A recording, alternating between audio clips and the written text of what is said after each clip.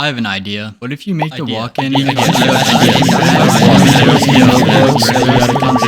You guys have a lot of ideas, and I want to add some of them to my horror game. You haven't seen my horror game? Basically, a normal house glitches out and becomes more dark and scary as your sanity falls over time. So let's get started. So the first idea was to give the player a way to increase their sanity. Well, I had already made a pill bottle that was supposed to do this. I had this idea and it was supposed to be in the last video, but because of the way I wrote the code for this to work, trying to increase the sanity gave it the computer equivalent of a lobotomy. To fix this, we need to get rid of the glitch effect. The game feels pretty dead without it, but don't worry, I ended up remaking it way better, and I'll show more of this later. Anyway, we could make it so you just have to go up to the bottle and use it to refill your sanity. But it would be cool if instead of just using it like this, you could collect it and save it for when you really need it. To do this, I want to give the player hands. So I took this dude, cut his arms off, put him in Unity so you could move him around like this. Now everybody come to 313. Then we just tell the hand to follow the pill bottle so it looks like you're holding on to it. I tried it out and,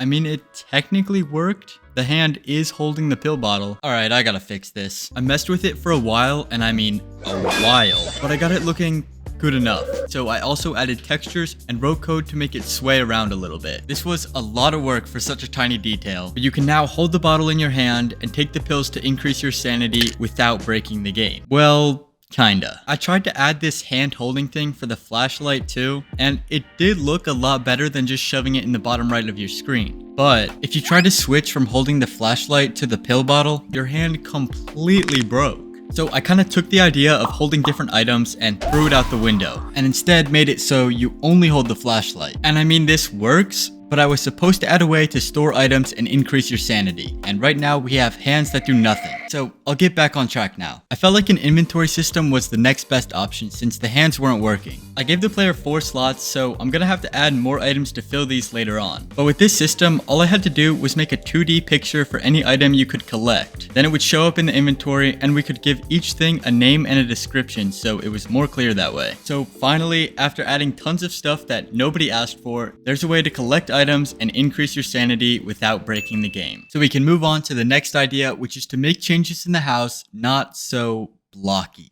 And I have to agree. I mean, look at this. One problem. The best way to do this is by making a shader. Huh? What's a shader, you ask? Calculations and algorithms for calculating the color of each pixel rendered based on the lighting. What does that mean? It just changes how something looks in your game. So let's get started. I made a new project because I didn't want to ruin the one I was working on, and watched a couple tutorials and made a few different shaders just for practice. But after I learned the basics, I was able to create what I wanted, and it was a lot less difficult than I expected. And it's all thanks to this picture. Bear with me, I'll try to explain it in 30 seconds. First, we take this picture where every pixel knows how dark it is as a percentage value. So white is 0, black is 100, and there's a bunch of in between. Then we pick a special number, let's say 50% for now. Then we just tell each pixel if it's above this number to become black and if it's below it to become white. If we apply that logic to this picture, it gives us this picture. But the picture will change depending on this number. If we said it was 20%, then there would be a lot of pixels above it, so our end result picture would have a lot more black. And by smoothly moving the percent up and down, our end picture will keep changing. Then we just have to assign a detailed texture for the black part and a simple texture for the white part. And it should work. So I tried it on a table, and by moving the number around, it actually worked. I was so surprised it worked, but honestly I was more excited to add it to the rest of the game. Except because of the way I had built the objects before, making this change means we need to rewrite tons of code and rebuild the entire house. That's gonna take a while, so while I work on that, let's take a minute to talk about today's sponsor, Incogni. Big companies are stealing your data, and if you want them to stop, you're gonna have to sift through thousands of spam emails, find out who's selling your data, contact them, ask them to stop doing it, wait for a response, and hope they listen.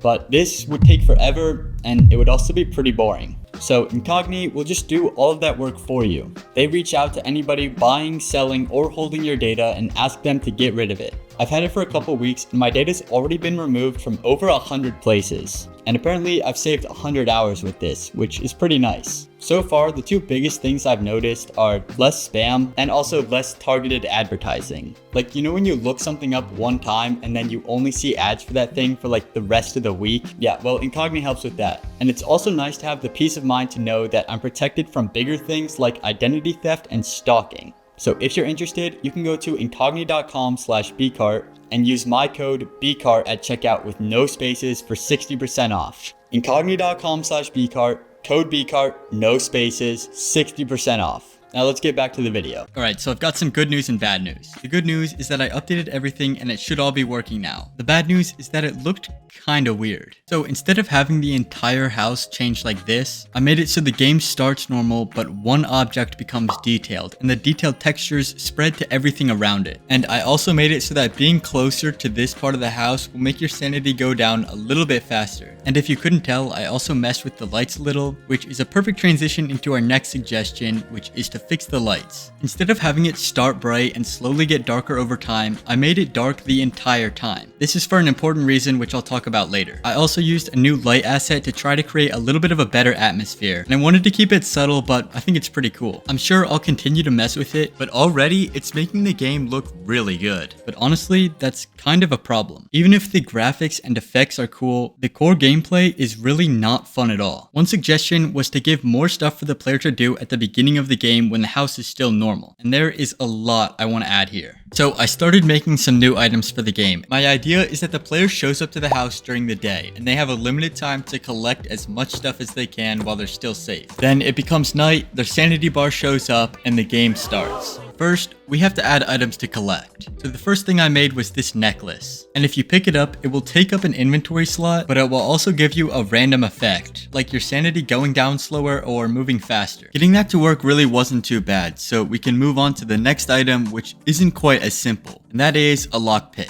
Since there aren't any locked doors right now, I decided to add a new room. I wasn't really sure what to put in here, so I made this shelf and added a chance to find random supplies in here. I also put the breaker in here, so if the house's electricity went out, you had to pick this lock to fix it. But instead of just letting the player get through this door if they have the lockpick, I want to make an actual mechanic for it, since that would be way more fun. So I just took this circle and added this area which spins around. Then you just have to keep your mouse in this area and your progress will go up. But the closer you are to the middle, the faster it goes. So with that done, we can move on to the last item I want to add, at least for today. And it might seem kind of weird, but I want to add a match. There's already a lighter in the game which gives you the ability to light a fire. It's one of 3 random tasks you have, and completing these wins the game. But I kind of want to rework this because I think it's boring and a little too straightforward. But anyway, the match still lets you light a fire, but this way it burns away after you use it, so you can only light the fire once. And the fire will die after 60 seconds. But why does that even matter? Well, normally if the lights go out in a room, you lose sanity a lot faster in the dark. But I changed it so that if you're close enough to the fire, it'll stop this from happening. And instead of making it a required task to beat the game, I just made it optional and you could do it if you wanted the buff.